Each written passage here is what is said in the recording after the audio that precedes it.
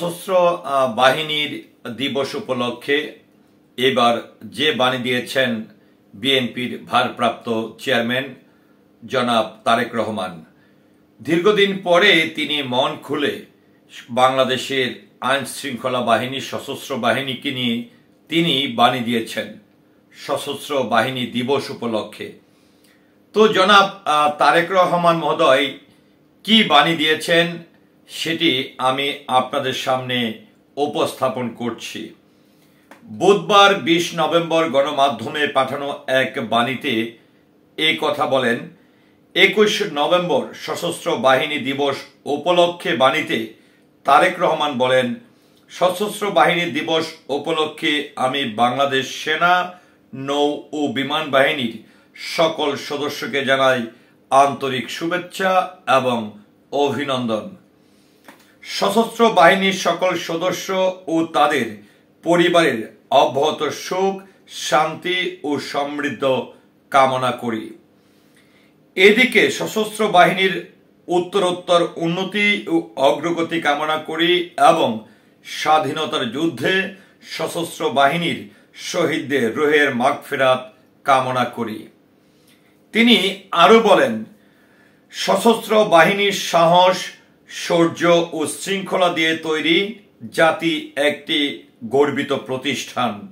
আমাদের মহান মুক্তিযুদ্ধে এই বাহিনীর গৌরবোজ্জ্বল ভূমিকা ইতিহাসের এক সোনালী অধ্যায়।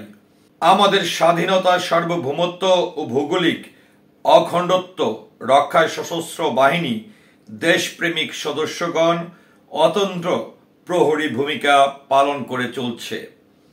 জাতিসংঘ শান্তিরক্ষা বাহিনীতে কর্মরত আমাদের সশস্ত্র বাহিনীর সদস্যগণ কর্মদক্ষতা ও উচ্চমানের পেশাদারিত্বের পরিচয় দিয়ে দেশের সুনাম বয়ে আনছে। দেশের সকল প্রাকৃতিক দুর্যোগ মোকাবেলায় সশস্ত্র বাহিনীর বলিষ্ঠ ভূমিকা রেখে আজ জাতির আস্থার প্রতীকে পরিণত হয়েছে। তারেক রহমান বাণীতে আরো বলেন, স্বাধীনতার ঘোষক সাবেক রাষ্ট্রপতি জিয়াউর রহমান বাংলাদেশের সশস্ত্র বাহিনীকে পরিবর্তনশীল বিশ্বের সাথে সঙ্গতি রেখে একটি আধুনিক, গতিশীল, দক্ষ ও পেশাদার বাহিনী হিসাবে গড়ে তোলার লক্ষ্যে ব্যাপক কর্মসূচি গ্রহণ এবং বাস্তবায়ন করেছিলেন।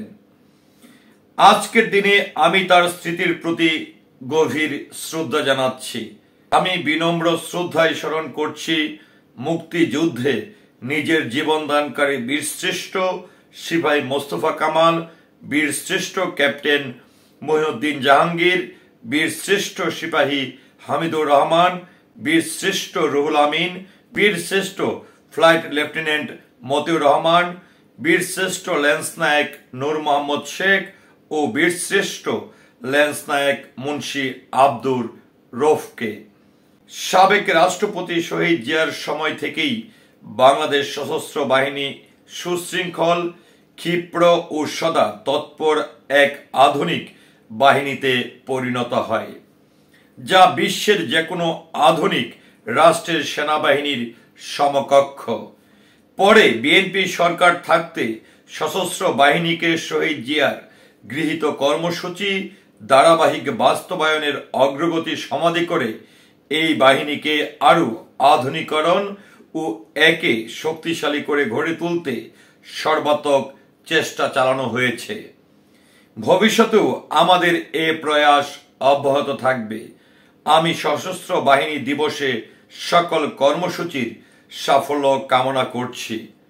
তো ভিউয়ার্স, জনাব তারেক রহমান বিএনপির ভারপ্রাপ্ত চেয়ারম্যান, তিনি সশস্ত্র বাহিনী দিবস উপলক্ষে যে বাণীটি দিয়েছেন এবং সশস্ত্র বাহিনীর এই দেশের সার্বভৌমত্ব রক্ষা কিংবা স্বাধীনতা যুদ্ধ নিয়ে তিনি যে ব্যাখ্যা কিংবা বিশ্লেষণ দিয়েছেন, এ নিয়ে আপনার মতামত কি, আশা করছি কমেন্টের মাধ্যমে জানাবেন। সেই সাথে অবশ্যই সশস্ত্র বাহিনীর সকলের প্রতি আমার শ্রদ্ধা এবং সকলের সুস্বাস্থ্য কামনা করছি।